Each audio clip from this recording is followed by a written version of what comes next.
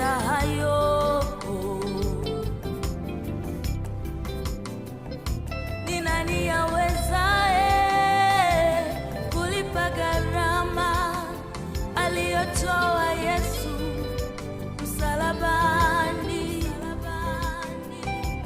Yale mateso, maumivu yote aliyapata Bwana kwa ajili yangu. Ile hati ya mashitaka iliyokuwa ikinishitaki, Yesu ameiondoa. Haipo tena, haipo tena, ameigongomea msalabani. Haipo tena, haipo tena, Yesu kaigongomea.